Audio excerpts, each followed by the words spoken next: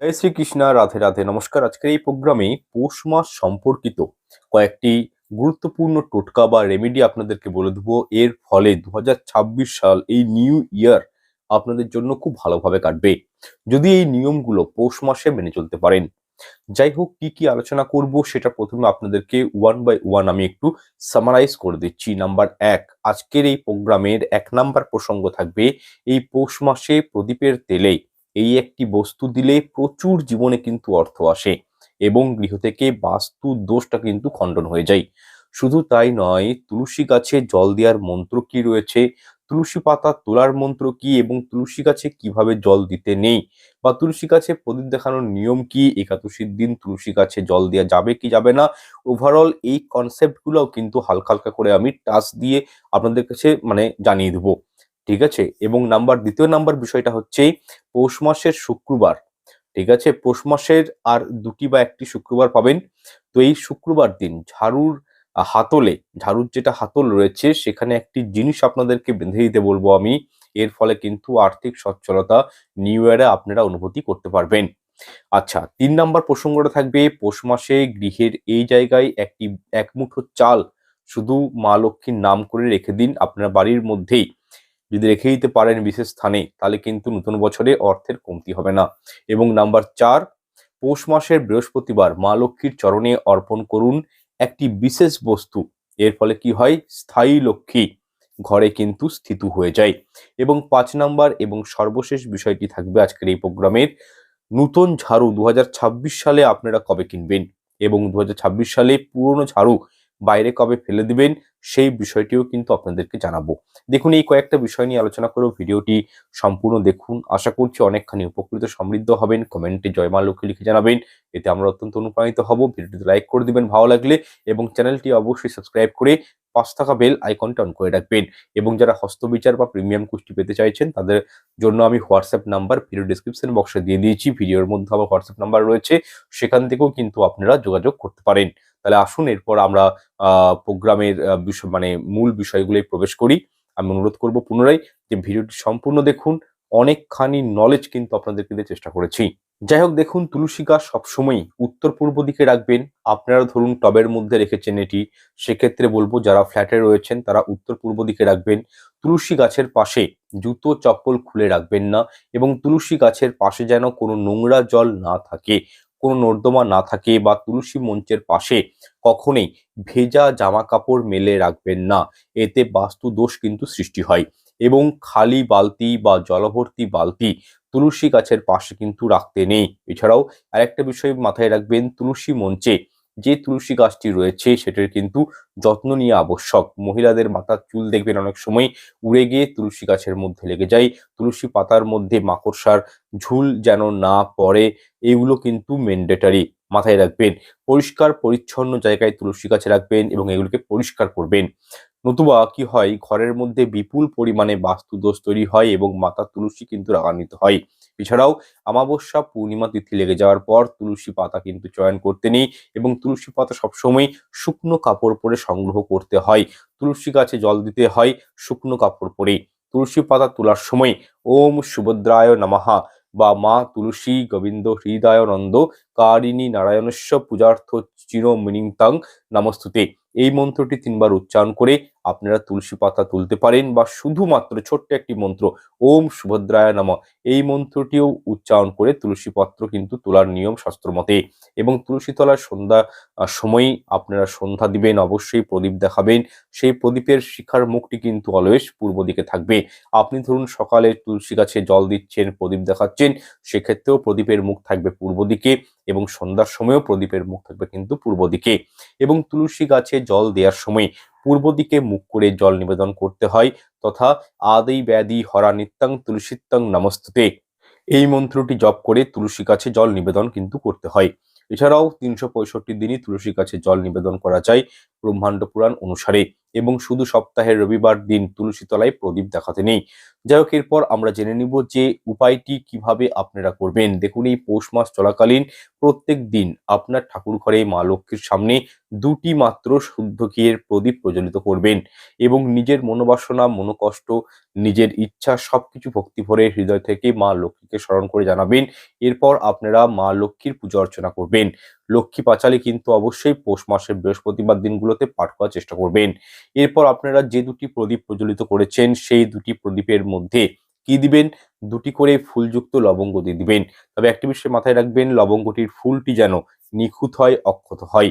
এরপর আপনারা ওই 2টি প্রদীপের মধ্যে একটি প্রদীপ নিয়ে নেবেন এবং সেটি তুলসী মাতার আরাধনা করে প্রদীপটি তুলসী মঞ্চে রেখে দিবেন।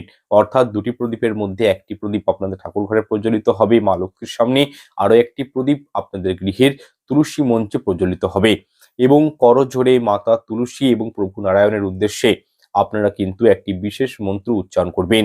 এই মন্ত্রটি আপনারা হয় 11 বার উচ্চারণ করবেন অথবা 108 বার মন্ত্রটি উচ্চারণ করতে পারেন। মন্ত্রটি হচ্ছে ওম নমো ভগবতে বাসুদেবায় নমঃ। এই মন্ত্রটি আপনারা উচ্চারণ করার পর আপনাদের মনের যাবতীয় অভিলাষা, মনের ইচ্ছা খুবই ভক্তি সহকারে জ্ঞাপন করবেন ভগবানের কাছে।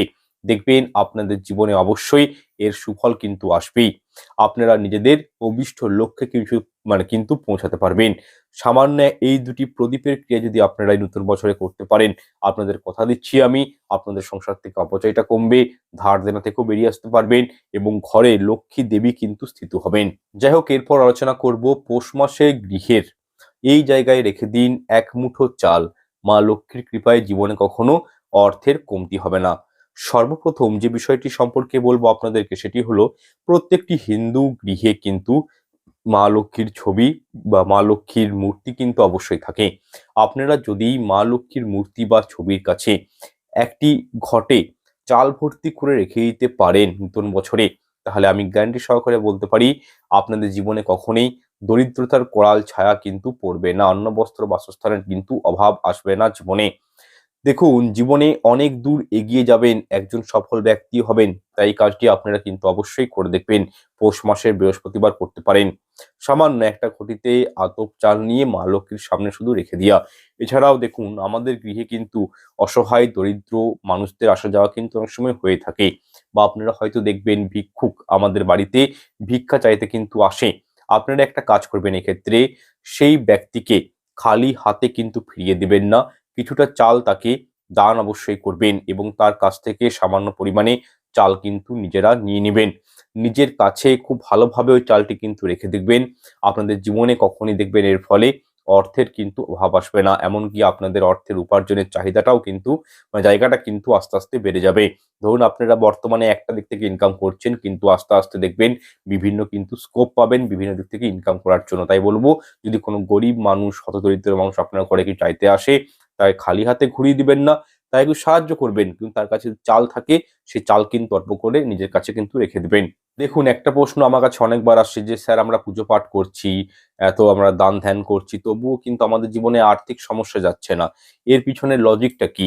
দেখুন, প্রশ্ন হলো যে আমাদের জীবনে কেন এত আর্থিক সমস্যা চলে আসে, আমাদের জীবনে এত কষ্ট কেন নেমে আসে?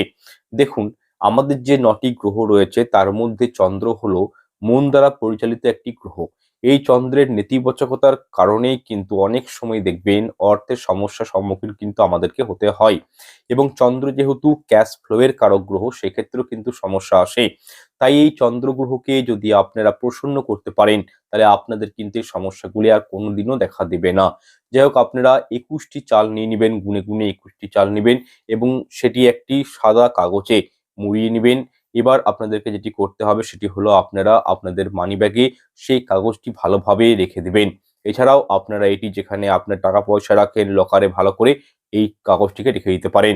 এই উপায়টি আপনারা করে দেখুন, দেখবেন আপনাদের পারিবারিক জীবনে উন্নতি অবশ্যই ঘটবে, পারিবারিক দিক দিয়ে আয় উন্নতি করতে পারবেন। সামান্য একটি ছোট্ট ক্রিয়া, 21টি চাল নিবেন, কাগজে ভরে মা লক্ষ্মীর চরণে ঠেকিয়ে এটি আপনারা নিজেদের ক্যাশ বাক্সতে, লকারে বা ঠাকুর ঘরেও রেখে দিতে পারেন। এর ফলেও কিন্তু অর্থনৈতিক দিকে উন্নতি আসে। আচ্ছা, এরপর ভিডিওটির দ্বিতীয় অংশে আলোচনা করব পৌষ মাসের যে কোনো একটি শুক্রবার রাত্রিবেলায় ছোট্ট একটি ক্রীড়ার কথা বলবো, এটা আপনারা যারা গৃহস্থ পরিবার থেকে বিলংস করছেন তারা করে দেখুন। মা লক্ষ্মীর কৃপা দৃষ্টি যেমন পাবেন, ঠিক তেমনই জীবনে আয়, উন্নতি, সুখ, শান্তি লাভ করতে পারবেন। শুধু তাই নয়, 2026 সালে কোন দিন ঝাড়ু কিনবেন এবং কোন দিন ঝাড়ু কিনবেন না, এই বিষয়ে কিন্তু আপনাদেরকে আমি জানিয়ে দেবো। দেখুন, এমনিতেই এই পৌষ মাসে বলা হয়ে থাকে যে বাড়ি থেকে কুকুর বিড়াল পর্যন্ত তাড়িয়ে দিতে নাই। তাই যারা নিজের বাড়িতে কাউকে ভাড়া দিয়ে রেখেছেন, সেই ভাড়াটিয়া কিন্তু এই মাসে তুলে দেবেন না, এতে পরিবারের অমঙ্গল হয়। এবং এই পৌষ মাস কিন্তু মা লক্ষ্মীর খুব প্রিয় মাস। তাই পৌষ মাসের বৃহস্পতিবার দিনগুলোতে অবশ্যই কিন্তু নিরামিষ আহার গ্রহণ করার চেষ্টা করবেন। ঘরে কোনো প্রকার মদ্যপান বা নেশাজাতীয় কোনো দ্রব্য গ্রহণ করবেন না। এবং কি পৌষ মাসে যদি কোনো হতদরিদ্র গরিব মানুষ আপনার গৃহে আসে, অবশ্যই তাকে কিছু ভোজন করাবেন এবং তার হাতে কিছু অর্থ প্রদান করবেন। এতে জীবনের অভিষ্ট লক্ষ্য লাভ করা যায়। এবং পৌষ মাসে কখনোই কোনো পশুদেরকে কিন্তু আঘাত করতে নেই। আচ্ছা, এরপর যে উপায়টি করবেন সেটা কিন্তু আপনাদেরকে শুক্রবার দিন করতে হবে, এটি কিন্তু মাথায় রাখবেন। আপনারা মা লক্ষ্মীর নাম স্মরণ করে শুক্রবার দিন 3টে ঝাড়ু কিনবেন, এই পৌষ মাসের শুক্রবার কিন্তু বলছি। এবং এই 3টে ঝাড়ু আপনাদের সামনাসামনি যে কোনো মন্দিরে রেখে চলে আসবেন। তবে উপায়টি করার সময় যেন কেউ আপনাকে স্পর্শ না করে বা আপনাকে কেউ যেন দেখে না নেয়, এই বিষয়টি শুধু একটু মাথায় রাখতে হবে। এরপর মন্দিরের যিনি পূজারী, উনি যখন আপনার এই ঝাড়ুটি ব্যবহার করবেন, তার মধ্যে 2টো ঝাড়ু আপনি একমাত্র মন্দিরের পূজারীকে বলে নিজের বাড়িতে নিয়ে চলে আসবেন।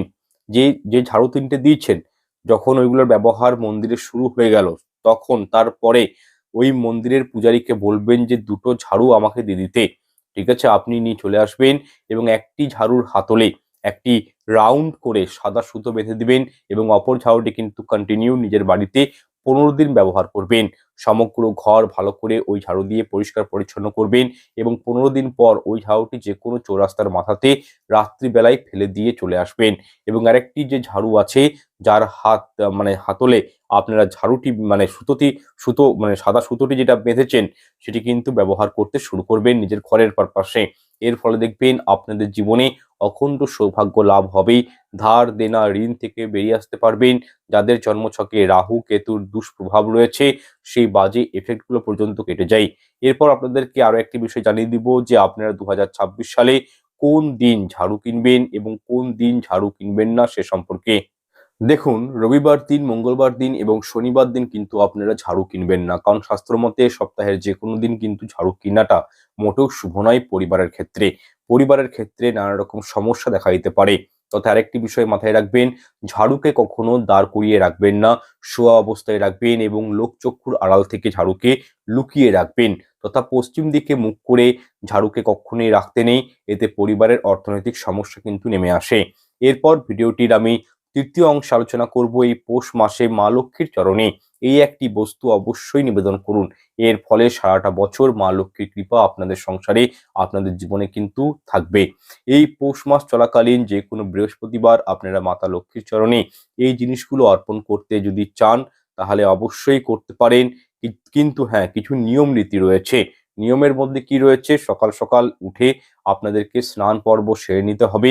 স্নানাদি ভালো করে সেরে নেওয়ার পর নিজের ঠাকুর ঘর ভালো করে পরিষ্কার পরিচ্ছন্ন করে নিতে হবে এবং সামান্য গঙ্গা জল ছিটিয়ে প্রত্যেকটি জিনিস শুদ্ধ করে নেবেন। তারপরেই কিন্তু আপনারা মাতা লক্ষ্মীর পূজা আরাধনা করতে বসবেন। এবার যে জিনিসগুলি আপনারা অর্পণ করবেন, সেগুলি কিভাবে অর্পণ করবেন, কি নিয়মে করবেন, সেগুলোকে আপনাদেরকে আমি জানিয়ে দিচ্ছি। সর্বপ্রথম যে কাজটি আপনাদের করতে হবে, যখনই আপনারা মাতা লক্ষ্মীর আরাধনা করতে বসবেন, তার সামনে আগে মা লক্ষ্মীর সামনে 2টি শুদ্ধ ঘিয়ের প্রদীপ অর্পণ করবেন। এরপর আপনারা যেমন করে আপনাদের সাধ্য সামর্থ্য মতো মা লক্ষ্মীর পূজা অর্চনা করেন, মাতা লক্ষ্মীকে ফুল ফল দেন, সেভাবেই কিন্তু দেবেন। এই জিনিসগুলো মানে আপনাদেরকে যে জিনিসগুলো আপনি দিতে বলবো, সেই জিনিসগুলি কিন্তু একে একে করে মা লক্ষ্মীকে অর্পণ করবেন উনার নাম স্মরণ করে। এই প্রক্রিয়াটি আপনারা সন্ধ্যার সময় করবেন। যখন আপনারা সন্ধ্যা দিবেন সেই সময়তেও করতে পারেন। যদি সেই সময়টাই না পারেন, সকালবেলা তো করতে পারেন, তাতে অসুবিধা নেই।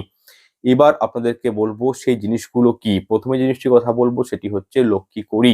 আপনারা সকলেই জানেন মা লক্ষ্মী অত্যন্ত প্রিয় হচ্ছে এই লক্ষ্মী কড়ি। তাই পৌষ মাস চলাকালীন যে কোনো বৃহস্পতিবার আপনারা মাতা লক্ষ্মীকে একটি লক্ষ্মী কড়ি অবশ্যই নিজে হাতে অর্পণ করুন এবং মনে মনে মাতা লক্ষ্মীকে স্মরণ করুন, নিজের প্রবলেমসের কথা জানান। আর্থিক উন্নতি হবে এবং প্রবলেম থেকে বেরিয়ে আসতে পারবেন। এরপর দ্বিতীয় যে জিনিসটির কথা বলবো সেটি হলো আলো চাল বা আতপ চাল। দেখুন, সামান্য আতপ চাল বা আলো চাল আপনারা মাতা লক্ষ্মীকে বৃহস্পতিবার অবশ্যই অর্পণ করে দেখুন। ঘরে অন্ন, বস্ত্র, বাসস্থানের অভাব আসবে না। তৃতীয় এবং সর্বশেষ যে জিনিসটির কথা বলবো সেটি হচ্ছে একটি হলুদের গাঁট। এই হলুদের গাঁটটিও কিন্তু আপনারা মাতা লক্ষ্মীর চরণে অর্পণ করবেন। একই সঙ্গে আপনারা কিন্তু সন্ধ্যার সময় লক্ষ্মী পাঁচালী অবশ্যই পড়তে ভুলবেন না এই পৌষ মাসগুলোতে।